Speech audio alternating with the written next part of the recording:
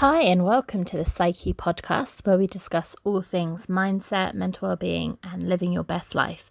I'm your host Hannah and I'm a mindset and mental well-being coach and founder of Psykhe Coaching.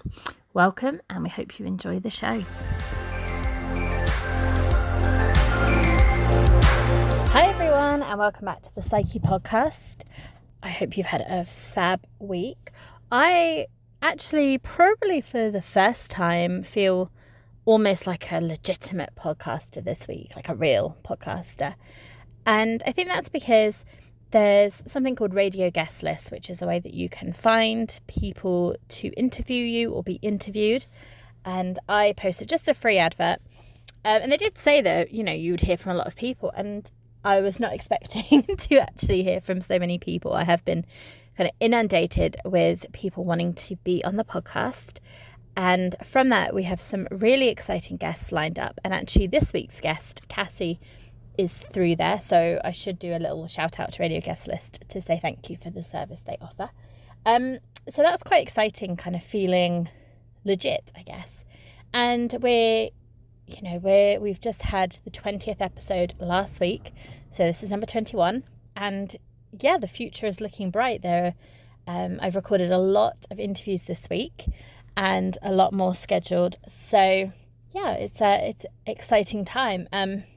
Talking of exciting times, I also am super stoked that the new BTS album is out. And I don't think I've talked about my sort of K-pop obsession on here. And that's not really fair to call it a K-pop obsession, because really, in terms of K-pop, I really like BTS and that's about it. But they might not be everyone's cup of tea, but they are fab in my opinion. And actually I've talked a little bit about when I started my whole transformational process and really trying to be okay with myself, because I realized I wasn't okay and I needed to put some work in to get into a better headspace and to sort of change the relationship I had with myself, and how I felt about myself. And actually I think a lot of the catalyst for that was getting really into BTS. And if you've ever listened to them, the message that's in their music is all about self-love and self-acceptance, and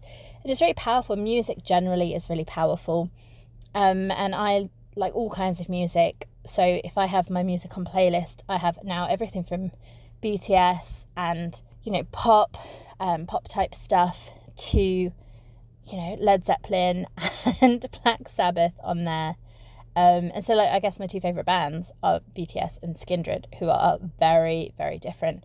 But music is so powerful in terms of our mood, our motivation and all that kind of stuff. And it just so happened that getting really into this album, a little bit obsessed with the one of the previous ones called Love Yourself, that actually I absorbed that message and actually then started to really think about loving myself and being okay.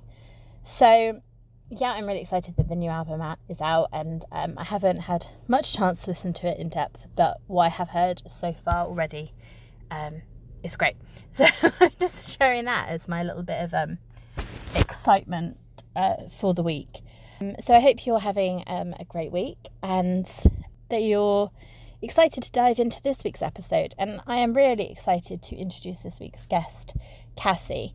And I feel like this is continuing on a little bit from the discussion that I had with Jess a couple of weeks ago, where we unintentionally talked a lot about motherhood and about the realities of that and the kind of mood piece related to it. And Jess was very clear that she had never had any of the markers of postpartum depression or postpartum anxiety, but we did touch just a little bit on that. And so this week with Cassie, we are talking more in depth about the baby blues and then postpartum depression and anxiety and postpartum psychosis. So we're really going much more in depth into the postpartum mental health experiences for women. I really hope that you find the conversation informative and inspiring and all of those things. And if you are a new mother or you know a new mother and you think that they would benefit from hearing this, then please do share this with them. So I'm going to jump right in to the conversation with Cassie, and yeah, I hope you enjoy it.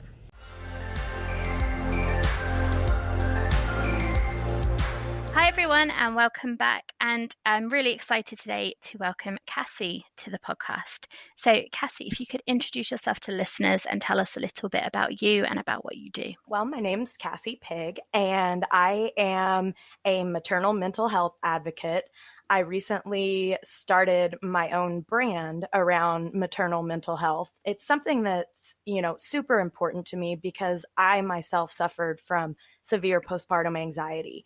And going through that, I didn't really feel like I had an outlet, and I didn't really feel like there was a lot of, support with other moms out there.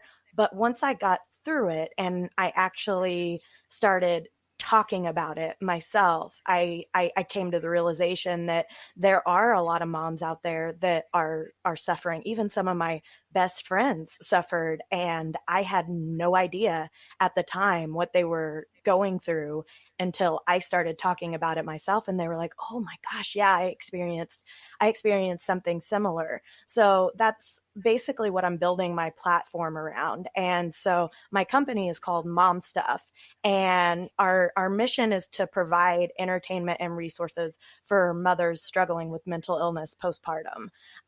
So that's a little bit about what we do. I recently published my first book. It's titled Mommy's Got a Tramp Stamp, and it kind of details my story and what I went through and how I managed to cope and kind of get through it. So that's what's big that's happening with me right now. That's why I'm here. Awesome. Well, we're so glad to have you. First of all, for anyone who's listening who's maybe not entirely sure what postpartum anxiety, postpartum depression is, could you talk a little bit more about what it is, or if someone's listening and then they're not sure if that's something they're experiencing? Yeah, absolutely. So mental health postpartum is kind of divided into three separate categories. There's the baby blues that actually affects up to 80% of new mothers. Personally, that's just the statistic. I think it's probably higher than that. I think everybody has some sort of experience with sadness or, anxiety or whatever it may be postpartum. But then postpartum depression and baby blues kind of generally go away on their own untreated. They may last just, a few days or maybe a couple weeks postpartum, but then that generally stops. With postpartum depression and anxiety, that can develop anywhere in the first year of new motherhood. And it actually affects up to 1 in 5 new mothers. And so the symptoms of postpartum depression and anxiety are very broad. And that's one of the reasons that I, want to raise awareness, because I personally, whenever I had my baby, I thought postpartum depression was where you just miss being pregnant. Like you're just sad that you're not pregnant anymore. And that couldn't be further from the truth. So it's just a matter of figuring out what those symptoms are and having open conversations with your doctors. So, some of the, I guess, typical ways that it presents is depression, obviously, just feelings of overwhelming sadness, not being able to bond with your baby. Anxiety presents as a sort of panic and, just feeling of being overwhelmed by motherhood. And it can also present as like rage. You can feel uncontrollable rage towards your partner, or just not want to have anything to do with your baby. There's a lot of different ways that it can manifest. And so raising awareness to that is so important. And then the third bucket of postpartum mental illness is a little bit more rare, and that's postpartum psychosis. So whenever you get to the point of a postpartum psychosis, and unfortunately I got there, you experience hallucinations, you're unable to sleep at all. There's a lot of different things that go into that. And that, of course, is where you actually have the thoughts. And unfortunately, some women end up executing the thoughts on hurting themselves or hurting their baby or hurting others. And so that is really something that if you are feeling any symptoms of, if you're just feeling off postpartum, you need to have that conversation with someone, whether it's your spouse, a physician, your OBGYN, or, you know, a therapist or psychiatrist. You need to make that known so that you can get help, because there are treatments from everything from counseling and talk therapy to medications, and, you know, beyond that even. So it's just important to be aware of what you're going through postpartum. And if any males out there are listening and they have just had a baby, they need to be aware to look for these symptoms in their wife too, because sometimes you don't always realize it internally. So it can help to have that external perspective as well. Yeah, thank you for sharing that background into the three different buckets, I think you said. And I think it's quite maybe surprising how high some of the numbers are for the baby blues and for the postpartum anxiety and depression. And I suppose in a way that's maybe reassuring to someone who's going through it and kind of feeling that, I think sometimes when we have any mental illness experience, we feel like there's something wrong with us and it's just us. But actually it's not, although postpartum psychosis might be more rare, to have some kind of postpartum experience is not rare in itself. It's quite common. Yeah, and I think that's important too, in whenever we talk about raising awareness about this, is because a lot of moms internally, they don't talk about it because they feel like they are alone and they are the only ones that are experiencing things like this. And, you know, personally, I think part of that is a society problem as a whole. As a society, we expect this to be the happiest time of a woman's life. You know, they've just given birth, they have this whole new baby, and it's supposed to be so wonderful and happy and joyous. But, you know, the simple fact is, it's not always like that. And babies are hard. They're not really that much fun. They just lay there and pee and poop and eat and sleep, and and you're just expected to kind of make sure they stay alive. And the moms kind of tend to get forgotten in the process because it becomes all about the baby after birth. You know, and leading up to birth, it's all about the mom. It's all about prenatal care. And I think that's where we have a disconnect with society and treatment as a whole. You know, most moms, at least in the US, don't have a follow-up with their physician until 6 weeks postpartum. Well, for me, it only took a couple weeks to get to the point where I was having hallucinations and I hadn't slept, and I ended up laying on the bathroom floor and unable to move because, you know, when you don't sleep or you don't eat or you don't drink anything, your body obviously physically starts to shut down because it just can't cope anymore. So luckily my OBGYN was very aggressive to get me in and get me started on treatment immediately. But, you know, all moms don't have that, I guess, degree of severity where they end up having that visit before their scheduled visit. So they may go 6 weeks being completely untreated without talking to anyone, especially if they're not talking to their spouse. And I think that's where it's really important to have that awareness of yourself. And like you said, if something feels off, to reach out, but also to be aware of someone in your life if they have just had a baby. And obviously it is such a big change.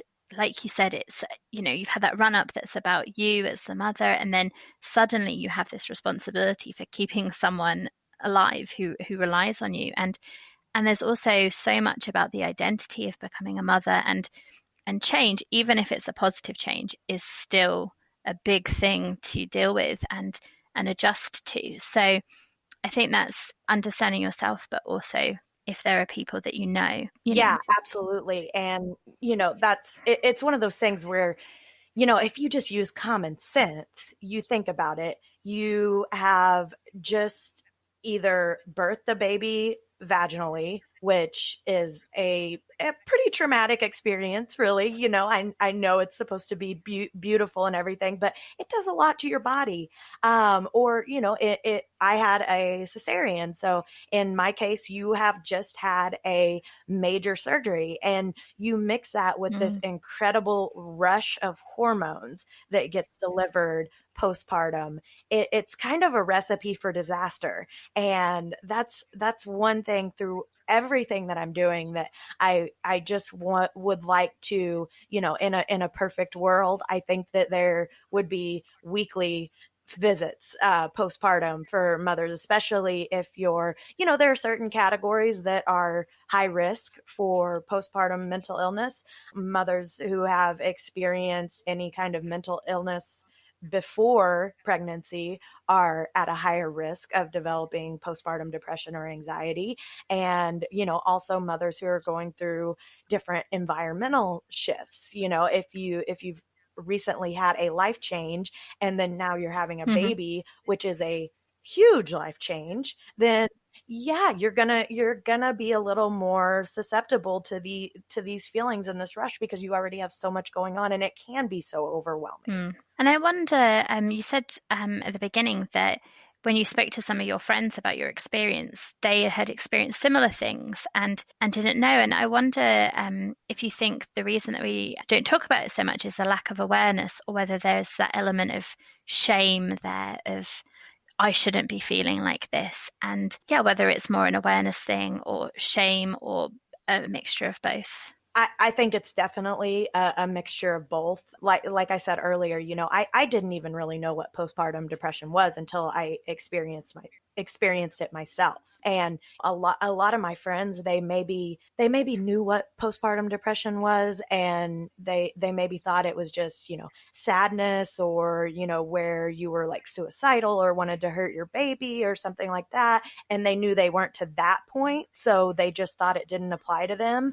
And I also think that there is an element of shame and guilt that goes along with it, because like I said, we're kind of expected to be happy and just in this blissful state after we give birth, but it's so hard, and that's not the case for most moms. It's actually, one of the hardest things you will ever do in your life, really. And it is beautiful and it is a wonderful experience, but sometimes good moms can have bad thoughts, and that's kind of where the awareness comes in, to just make sure that all moms out there are really aware of what postpartum depression and anxiety is, and especially what postpartum psychosis is. Because, if you can get to that point, I think about it personally myself, and if I would have gone untreated, I don't know what I would have been capable of, honestly, just because I was having hallucinations of throwing my daughter out the window or smothering her. And it's terrifying to look back on that, because at the time I was having this war in my head. The rational side of my brain, I was still very conscious of my thoughts and what I was thinking. And I knew that this was not something that I would do. But then I had the emotional side of my brain that was kind of playing tug of war, saying, this is too hard. You can't do this. You've got to do something to stop this, and it's terrifying to even admit, really. And it is hard to talk about. But I feel, as cheesy as it is and as corny as it is, I kind of feel like that God put me through everything that I went through so that I can tell my story and help other moms realize that no, they're not the only ones going through this, and it's okay to talk about it, and it's okay to go on medication if you need it, and it's okay to see a therapist if you need to. There's nothing shameful about it. We need to get to a point in society where we treat mental health equally as we do our physical health. If you broke your ankle, you're not just going to limp around with it hanging off the side of your leg. You're gonna go see a physician and get it put in a cast and get it straightened. We have to get to that point with our mental health, where we're willing to be open and talk about it, because mental illness is such a serious thing. And one of the statistics that I was kind of overwhelmed by is the fact that the level of anxiety and depression in teenage girls is rising so rapidly. So the expectations is that these conditions like postpartum depression and anxiety are going to rise drastically whenever these teenage girls get to the point where they are having children. So I think that's why it's more important now than ever to, start raising this awareness and speaking out and talking about it, because we need to make sure that the moms that come after us are prepared for what they might experience.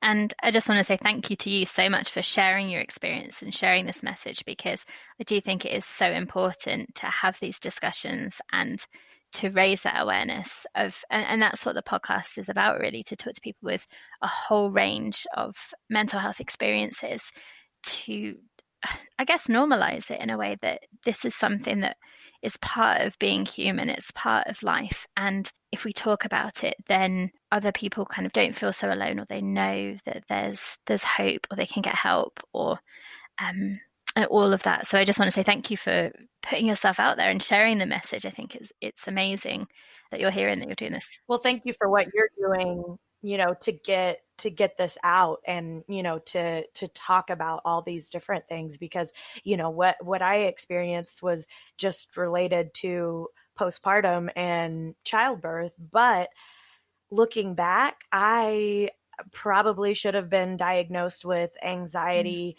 years ago. I've always been the typical type A overachiever, and in the past, it's kind of, I've always been very wound up, but it's always kind of fueled my drive and fueled my success. But whenever I had a baby, it was that rush of hormones that kind of just knocked me for a loop, and it got to a really bad point. But I think if I would have been more aware before I had my daughter, then possibly I would have known to seek help earlier on, or even, been on medication before I even left the hospital. And honestly, I haven't had children yet. It's something that is hopefully in the future, possibly. But I've had yeah, who knows? But I've experienced depression and anxiety, and it's definitely something that I am aware of for myself, of what that experience will be like through pregnancy, postpartum, and then also the reality of then having young people that are dependent on me. And my background's in education, so I've had, to an extent, young people dependent on me, but not in the same way. And so it is something that I am very conscious of my ability to cope and manage it just generally, and then thinking about postpartum, what will happen to my mental health, because I've maybe predisposed to experiencing postpartum depression and anxiety.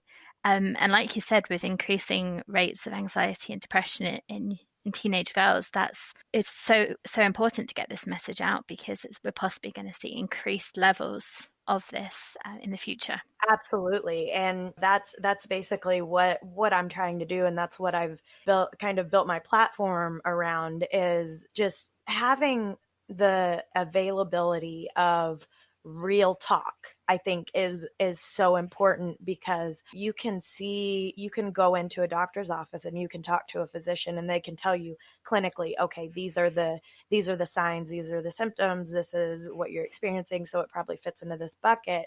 And that's great. But whenever you have the opportunity to hear the real stories and what really happens, what happens at home, what's going through your mind at 3 a.m. when you're sitting there, just staring at your husband while he's sleeping and thinking about setting him on fire because he's able to sleep so calmly and peacefully, and you're just wide awake with, in my case, I pumped, so I had a vacuum strapped to my chest while this was going on. And, it's just having that just availability of women that can share their messages is so important. So that's why I encourage anyone who has had any of these experience and is interested in advocacy, get out there any way you can, share your message, reach out to me. I'm happy. My website is therealmomstuff.com. Pretty simple. I'm happy to help anyone, in their journey if they want to share their story. And there's a lot of ways to do it nowadays with the internet. The world is literally at your fingertips. And if you have something important to share, you can do it. So I definitely encourage any women out there to do just that. Get out there, talk about it, share your story. You don't have to go and speak at a conference in front of thousands of people. You can just post about it on social media and let your friends know, hey, I went through this. And I guarantee you that some of your friends have had several experiences and maybe you have no idea about it. I think there's something really powerful in sharing your experience. And I find that if I've got a lot going on in my head, when I put it into words, it helps me to process it more and to really think about what's going on. And I think there's something powerful when you put that out there, and either people have had something similar, or you can see that there's possibly some benefit from sharing it. And like you said about went through those experiences for a reason. I think there's an element of that, of feeling like it wasn't all in vain. There's something from it. And I just think, yeah, there's something so powerful from kind of owning your experience and sharing it. Oh, absolutely. And that's one of the things, whenever I was writing my book, it was actually kind of a form of therapy for me. It was very therapeutic just to, go through and remember everything that I was feeling and actually, put it down on paper. And then obviously through going through the publishing process and actually having it out there now, it's incredible. Whenever I have a mom that reaches out to me and says, hey, I had these feelings. Thank you so much for sharing your story. Now I feel like I'm not alone. Like that, it really, I mean, I guess it almost validates you in a way. Like it helps make you feel like you aren't crazy, and you did go through all this stuff, and it's okay. It's okay that it happened, and it doesn't make you any worse of a mom. Like, that was one of the big things for me. I always worried about that what I was experiencing would make me a bad mom. And you know what? It doesn't, and it hasn't. And if anything, what I went through has made me a better and stronger mom. And now I'm able, I think about that with everything that I do, with sharing my story. Like I want to show my daughter that she can do anything, and she doesn't have to be afraid if she's not like everybody else, if she doesn't fit into this mold that kind of gets perpetuated out there. Like you are who God made you to be, and you don't have to fall in line with everybody else. You can do your own thing, be your own person. And if that includes mental illness, well, that includes mental illness. That's the way it is. It's part of your story, and it's part of your journey. And I think it is eventually what makes us all stronger and better people in the long run, is being able to openly admit that and talk about it. And I think it's also modeling to her something really powerful, that it's okay not to be okay sometimes, that you can get through it, that you Yes. can ask for help. Because I think that is something that you almost, if you're not shown that it's okay to do that, then you don't know that other people experience this stuff in their heads. And that you can get through it. So I think the fact that you're sharing your experiences will hopefully instill in them that confidence that they can share their experiences with you, that you'll be receptive to them, and that throughout their life they can be more honest with themselves and the people that are around them. Yeah, absolutely. And I think, it doesn't even necessarily have to be building this platform and talking about it on social media. You have to do whatever you're comfortable with. If that's just talking to a friend, or talking to your partner, or talking to a therapist, whoever, wherever you get that outlet that helps you to just kind of, I guess it's all about that mindfulness of knowing what's going on with you, and that you're not crazy. You're not crazy for having any of these thoughts. And I think that's just so important. And there was actually a study published recently where they looked at postpartum depression and anxiety in new mothers. And An interesting takeaway from that is that suicide is actually the second leading cause of mortality postpartum. Wow. And that is, to me, that's unacceptable. Mm. I mean, you have to talk about it. If you are experiencing these feelings, don't let yourself get to that place. And if you know somebody that's just giving birth, check on them. Don't check on the baby. Ask her how she's doing. Ask her what's going on, how she's coping, how she's handling it, because that's so important. You know, I think it's typically when somebody gives birth, people want to come over and they want to love on the baby, and they think, oh, well, I'll hold the baby for a few minutes so she can get some rest. Well, that's not necessarily what everybody needs. Sometimes they need to be asked, like, what's going on in your head. And I think that's important to be able to have that conversation with your friends that have just had a baby, because, you know, they may not feel comfortable coming out and saying it on their own. So if you can ask that question, I think that can help a lot of moms just to kind of get over that initial fear of talking about their feelings.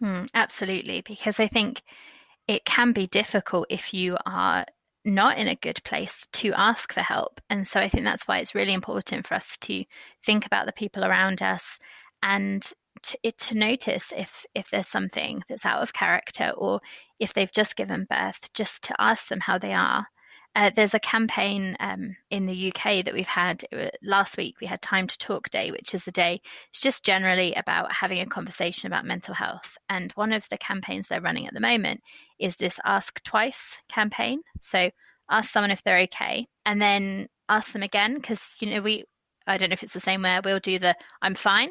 And sometimes, sometimes, you know, they're not fine, and just asking them again, because then they might open up. So I think it is really important to, be aware of what people are going through, if they maybe seem different, and if they have just given birth. Like you said, yes, it's nice to see the baby, but to think about them as well as a person, to see if they're okay. Yeah, and I think that's important, and I think that that's so amazing that you guys are doing that. I think that's something, you know, here in the United States, it's definitely overlooked. You know, there's not a lot of campaigns and awarenesses for moms.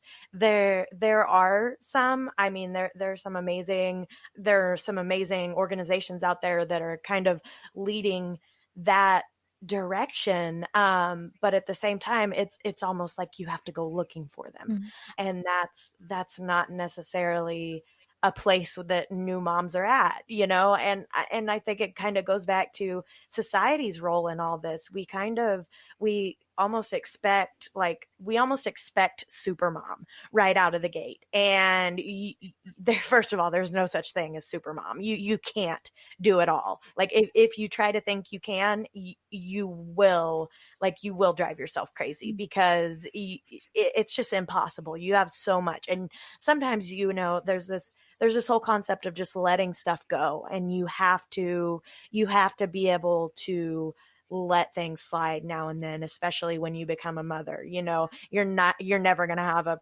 perfectly clean, spotless house again. It's not going to happen. And if you try, you will literally be picking up goldfish crumbs for the rest of your life.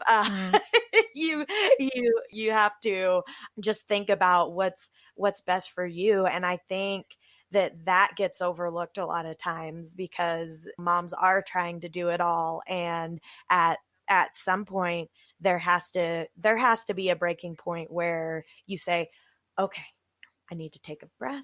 I need to take a moment for me. I need to step away from the baby, even if you just go into the other room, you know, and leave your baby with, you know, a family member or friend or something like that. Just 5 minutes of just breathing and letting yourself know that it's gonna be okay. And I promise it does get better, because babies kind of suck, and they're not that much fun. And it does get better. You know, my baby's 18 months old now, and she's, she can test my limits, but she, you know, she's so much fun, and I love her so much. But I look back on those first few months and I'm like, that was kind of dumb. Like there was nothing really enjoyable about it. Like it just kind of sucked. And so, I think if we can get to that point where we can take a few minutes for ourselves to just breathe through it and realize that, like, maybe the time frame that you're in right now isn't beautiful and isn't magical, but you can get to that beautiful and magical point. It will come eventually. And I think that's really important, especially if you don't bond with your baby right out of the gate. You will get there. Mhm. Like you will. I didn't bond with my daughter immediately, and we had issues breastfeeding and all that stuff. And then with my postpartum anxiety, I think that definitely played a role. So we didn't have this like magical connection initially, but now she's my girl. I can't imagine life without her. Like, she literally helps me throughout the day just as much as I help her. And, I think just knowing whatever stage you're in, that it does get better. And I've talked to my mom friends that have teenagers, and they say the same thing. They say, it's literally every phase has its Mhm.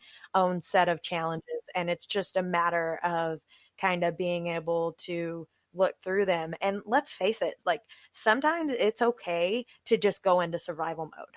Like, that sometimes that's just what you have to do. Like, I think about that every time my daughter's throwing one of those rolling around on the floor screaming tantrums. I just think, like, okay, this is gonna pass. Yeah, and I think that's really important to share, that things do get better. It's not always going to be in that difficult place. Although, yes, like you said, all stages of childhood and life have their own challenges. So, Yes. yeah, hopefully get to a point where they're more manageable and you have more of a sense of being able to deal with it. Yeah, and I think just also, like, going off of that, one thing to understand, if you are diagnosed with a postpartum mental illness, is that it's not, don't expect immediate results, because whatever, route you take, whether it's therapy or medication, they don't always produce this immediate feeling. So you kind of, that's stuff that you have to work through. So definitely keep that in mind, that there's no quick fix. I mean, this is something that you have to learn to cope with, and set up your own, whatever it may be, coping strategies to get through it. And going off of that, it's not something, and this was really hard for my husband to realize, because I'm still on several different medications right now. And he kind of assumed that, okay, she'd just have to take the Zoloft for a couple months and then she'd be fine and everything would be okay. But it's not always that easy. And especially anxiety and depression can be something that you suffer with lifelong. It can be. It's not always affiliated with a season. So I think that just being aware and kind of it's important to set those expectations up with yourself, like that, okay, I've got this diagnosis now, and I know that there's no quick fix, and I know that whatever I do could end up being long term.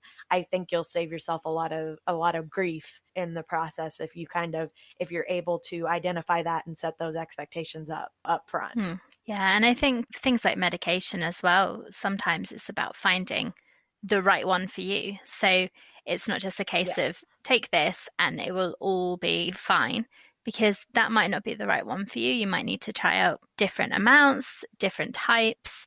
It might work with a combination with counseling. Yeah, it's not a one size fits all approach. So I think that's important Yeah. to remember. Absolutely. And I think just going through my own experience, I've been on multiple different medications and multiple different doses of those medications to kind of find, I guess, my balance. So now I'm kind of on a combination of a couple different things, and we've got the dose where I'm really, at a good point, at a good place. I'm no longer in this, like, state of panic, because with me, the anxiety was so severe that my psychiatrist was like, well, I mean, we've got to start worrying about the long-term complications of your condition. He's worried about me ending up with heart disease, and all these different manifestations that can happen after you are in this state for so long. Because I remember I would go into his office and he'd be like, okay, well, on a scale of 1 to 10, how would you rate your anxiety? And I'd say, oh my gosh, I'm so much better. I'm at like a 9. And he'd just look at me and shake his head and be like, Cassie, a 9's not good. Yeah. We've got to get you to a better place. But to me, a 9 was good, because postpartum, I was at like a 15. I was off the charts. So I think it's just, whenever you go through anything like this, it's just so important to realize that you have to kind of blaze your own path in a way. I can sit here and I can tell you my story, and I can tell you, yes, I went on medication XYZ, and that's what's finally helped me, but it wouldn't do any good, because you're going to be different. There's a good chance that you're going to need something different.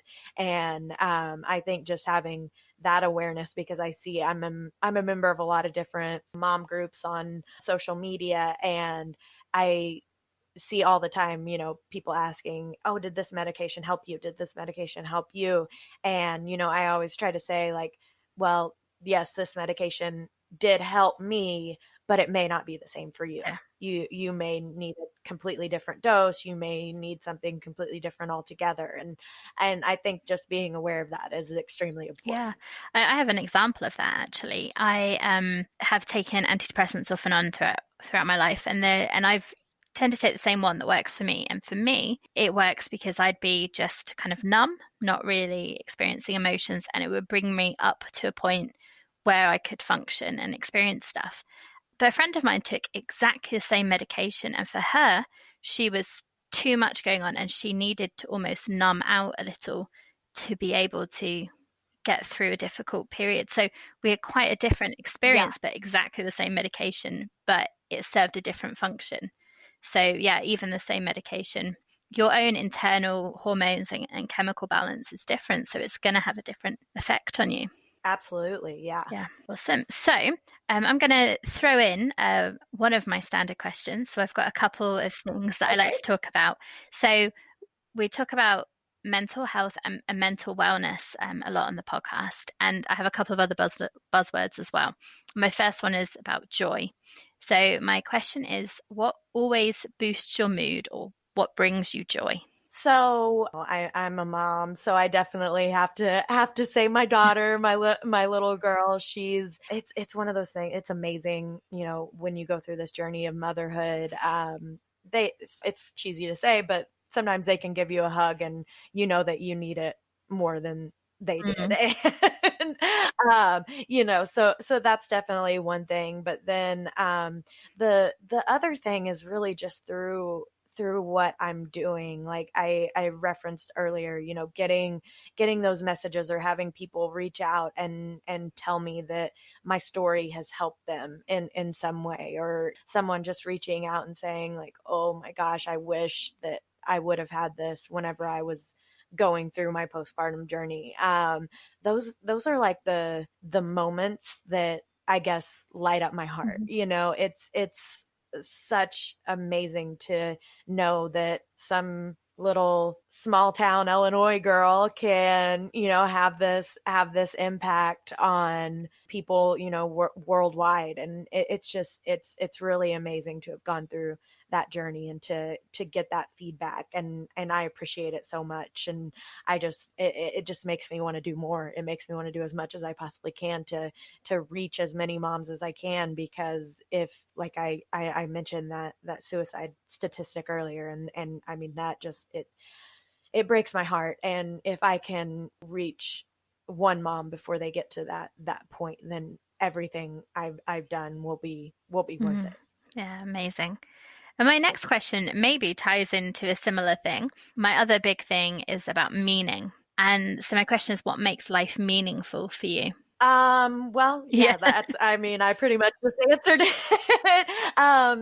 That's just helping other women, and that is my passion. But then also going off of that, I think it's just, ever since I, went through everything that I went through, I've made more of an effort to just practice gratitude and think about all the opportunities that I've had, and the fact that I was able to write this book and do all these things. I think it's so important, especially if you are struggling, to be able to take a minute and sit back and relax and think about all the things that you do have, and that can really put some new perspective into your life. Mm. Yeah, and gratitude is something that's come up before on this podcast, and it's something that I'm seeing more in the media, people talking about, and there's got to be a reason for that, hasn't there? Yeah. That it's so important, just, especially if you are at a point. And I'll tell you now, I've come so far from where I was, but my life's far from perfect. I still work a full-time job, and I'm doing all these things on the side, and my husband still works a full-time job, and he recently just started his own business. So I mean, life is crazy. Life is chaotic, and to just be able to sit back and just think about, like, okay, this is what I do have. Like, my bank account may not be full right now, but this is this is what I do have, mm, and there's a lot of power in that. yeah, and I think it's not all about money, is it? As much as I would love a more full bank account than I have now. Yeah, we all would. Um, but that can't buy you the really important things. If you think about Yes. what you have in your life, the work that you're doing, your husband, your daughter, that's not from money. That's the other things that are in your life. So yeah. Yes. Yeah. And that's really, at the end of the day, that's kind of the true definition of wealth. Mm. I think we all want to get to the point where we don't have to worry about how we're going to pay the Hmm. bills and stuff like that. And it's important too, but it's just the real meaning behind finding your groove, or finding your happiness, I guess, is kind of, it goes into that, is what do you have, and Mm. and what can you be thankful for. And even if it's just something small, I mean, I like to try and practice that daily, and I think about, what do I have, and what can I give. And I think it's cheesy, it's cliche, but you need to give more than you get, and that's where real fulfillment, I think, comes Mm. from. Yeah. So we've talked about mental illness a little bit. And one of the things we like to talk about a lot is mental wellness, because even if there are people listening who haven't had any experiences really of mental illness, we all have our own mental world, and we can all think about how we look after it and how we can be well. So my question is, what does mental wellness mean to you, and how do you look after your own mental well-being? I think just mental wellness overall, it's such a broad Hmm. term, but it's kind of just being able to be in that good place, and being able to bring yourself out of whatever's going on in your life, because we all have stress. We all have times where we're just completely overwhelmed by it all. And I think true strength is kind of being able to pull yourself out of that. So what I mentioned, the practicing gratitude and giving and things like that, that's kind of where you really are able to find that and get that wellness internally. And I think that's just so important. Mm, absolutely. This next question is quite tricky for a lot of people. And I did a little interview with myself and answered these questions myself, and I found it tricky as well. So, could you describe your own mindset? So your own kind of outlook on life, if you like. So my own, that is Yeah. tough. So my own mindset, I guess, is just I'm very driven to make a difference, and that's probably come off. So I think that just the ability, like, I have to rein myself in sometimes because I get too much. Uh, I can be a little extra at times. So for my mindset, it's all about balance, and I like to personally think of the concept of sway versus balance, especially whenever you're thinking about work and personal and life and babies and families and kids. You can't always have a perfect balance, and sometimes for me personally, that's one of my biggest things that I always try to keep in my mind. Like right now, I might be swaying a little bit more towards work, but and then there are times where I'm going to be swaying a little bit more towards my family, and there are times where I'm going to be swaying a little bit more towards me because I need that. So I think that's one of the biggest things that I always try to keep in my mind, is that it's okay not to have a perfect balance all the way across the board, especially now that I'm juggling so many different things. Sometimes one portion of my life is going to take a little bit more time, and that's okay, and it'll kind of sway back the other way whenever it needs to. And I think that has helped me a lot, just because I am so high strung, and like I'm just that typical type A. And I think just having that flexibility in my mind helps keep me a little bit calmer and keeps me more towards that mental wellness than swaying in the other direction. I love that idea of swaying, because it's very flexible, isn't it? And it's very much you can adapt to where you're needed, but not getting kind of stuck in something. And I just really like the idea of that, of being able to kind of sway between things. Yeah, and I think if you can always kind of keep that in the back of your mind, it eliminates some of that guilt, especially if you're a mom. Mom guilt is such a real thing, and we feel guilty about everything that we do. My daughter goes to daycare, and so I struggle with that sometimes. Like, has she, was she there too long today? Like, just different stuff like that. Like, is she spending more time with them than she is with me, and those different kinds of things. And I think just being able to keep that sway in my mind helps me deal with a lot of that, especially the guilt stuff. Yeah, no, I really like that idea. I'm definitely going to think about that. Swaying. I'm just kind of swaying at the moment as I say it. Yeah. Just rocking around. It just back and forth. It just feels really chilled out when you just say it, like swaying. It just automatically makes me think I'm chilled, I'm more relaxed. So yeah, I love it. So what I always ask guests to do is to leave the listeners with between 1 and 3 strategies that people can put in place in their life to have a massive impact going forward.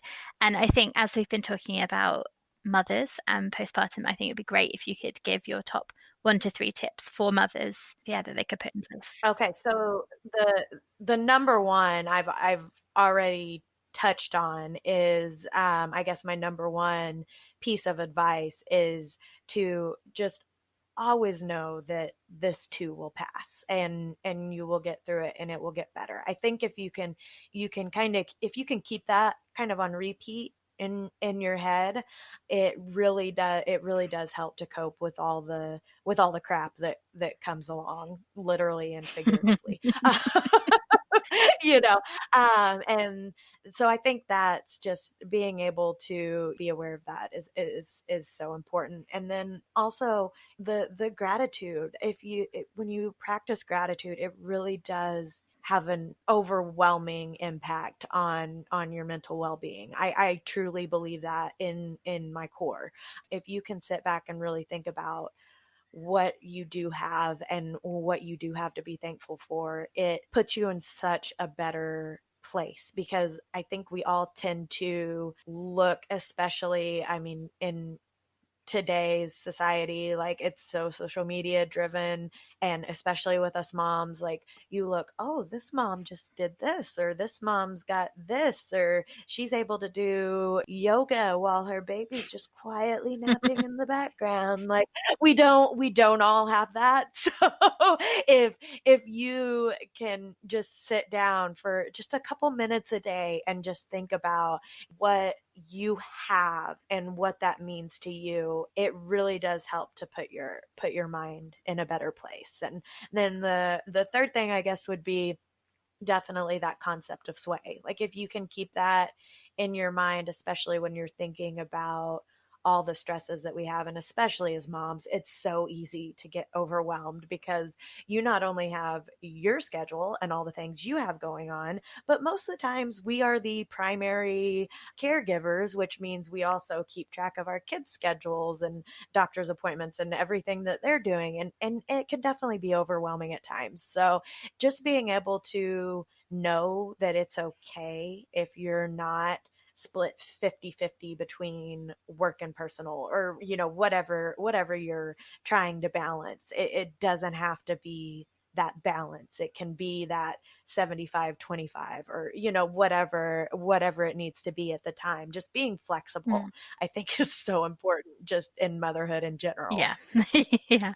I mean, I'm saying, I'm not a mother yet, but just generally in life, I think as well, it's important to be flexible, isn't it? So awesome. So how can people connect with you online if they want to find out more about what you're doing, or to get in touch with you? Okay, so I mentioned my website. It is therealmomstuff.com. So it's pretty easy to get to. I have a contact section on there. All my social media profiles are linked to my website. You can also find me. I'm a big Facebook and Instagram. So it's just on Facebook, it's The Real Mom Stuff, and Instagram, it's at The Real Mom Stuff. So just remember The Real Mom Stuff and you can find me. And I love to connect with anyone, and I'm open to conversations. If you feel like you might be in this place and just want a little advice on where you need to go next, I'm definitely happy to help. Awesome. And we can put some links in the show notes. And when we share this episode, we put some links from our social media to yours as well. Thank you so much, Perfect. Cassie, for coming on. You said something about liking to have that sense of doing something. And that's why I love this podcast, because I have that same kind of, probably do too much, like to be involved. Yeah. And so it's lovely to meet people like yourselves who've got that same kind of passion, and to have you on and to talk about stuff. So I've really enjoyed it, and thank you so much for sharing your experience and sharing your message with people. Well, thank you for having me, and I've enjoyed it as well. And I think what you're doing is amazing, and you have an amazing platform, and I am so happy to be a part of it. So I just really appreciate the opportunity. Thank you so much. Thank you. So thank you so much to Cassie for joining us on the podcast to talk about this really important topic. I just wanted to finish with some UK specific information about postnatal depression and anxiety. So there is a lot of information available from the NHS and from Mind about postnatal depression. The baby blues, as Cassie mentioned, is common, so common that it's considered normal, and they don't usually last more than 2 weeks after giving birth. If they last longer or they start later, it could be postnatal depression, which can start anytime in the first year after giving birth. So Cassie gave some of the symptoms, but according to the NHS, symptoms that you or someone you know might have could be persistent feeling of sadness and low mood, lack of enjoyment, loss of interest in the wider world, lack of energy, trouble sleeping, difficulty bonding with your baby, withdrawing from people, and then the frightening thoughts about hurting your baby. So it can develop gradually, so you might not be aware that you have it straight away. It could build up. So for UK listeners, if you think that you might be depressed, if you think that you might be experiencing this, you can speak to your GP or your health visitor. And many health visitors are trained to recognize the symptoms and have techniques that can help. And hopefully you found this episode offers some comfort that there is light at the end of the tunnel, there is support available. This doesn't mean that you're going mad, that you're to blame, that your baby's going to be taken away. It's something that is unfortunately common, and there is help and support available. And that could be through self-help, things like exercising, healthy diet. It could be psychological therapy, such as cognitive behavioral therapy, or medication. And that's something that Cassie spoke about. So can persist if it's left untreated. So do reach out for support if you feel that you're experiencing this. And obviously we've focused on new mothers or mothers throughout this podcast, but research has actually found that up to 1 in 10 new fathers become depressed after having a baby as well. So if you're listening to this and you're a new father, or you know a man who is a new father and they are possibly experiencing some of these as well, then maybe have a conversation with them and suggest that they reach out to their GP as well. And mind.org have a lot of information as well about maternal mental health. They talk about postnatal and antenatal depression, perinatal anxiety, so it's around the time of birth, PTSD and birth trauma, postpartum psychosis, and then they offer information about self-care, support and services. And they also have a section for friends and family, which is really useful. So if you are listening to this and there is someone you know who's experiencing this, it gives you some ideas. So for example, as we've talked about in this episode, making time for them. And that could just be casual time with them, keeping them company, staying in touch, doing activities together, not just focusing on the baby, but them as an individual, giving them space, being non-judgmental. It could be helping with practical activities, or supporting them to get help if they need further help. And all the information that Mind have can be viewed as a PDF, so you can download it or you can order it as a print booklet. So if it's something you're experiencing or someone you know is experiencing, there is a lot of information that you can find to help you. I really hope that you found this informative, that you found it reassuring of the fact that this is something that a lot of women experience, but there is support available and there is a way through it. So hopefully this has been useful. And we'll be back next week when we'll be talking about men's mental health and vulnerability and asking for support, which is something that can be really, really difficult for all of us. But as we know, male suicide is one of the highest levels, particularly in the I believe it's 40 to 49, 45 to 49-year-old age bracket. And it's something that is being given more coverage. And one of the reasons possibly behind it is that men traditionally are maybe less likely to reach out for support. And so we're joined by Henry, who is a men's coach who works with men to talk about and explore their feelings and look after their own mental health. So tune in next week for that. Have a great week. Bye.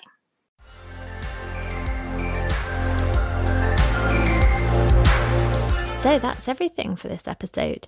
We hope you've enjoyed everything that's been talked about today, and we would love to carry on this discussion. So please feel free to tweet us your views, your thoughts, any questions you have for future episodes. And we're on all social media platforms, so feel free to follow us wherever you go for your social media fix. And we will be back next week with more interesting topics and discussions. If you've enjoyed this podcast, please do share it with your family and friends or anyone that you think would benefit from it. And please rate and review wherever you've downloaded it from so it can reach more people. We hope you have an awesome week, and we're looking forward to chatting to you again next week. Bye.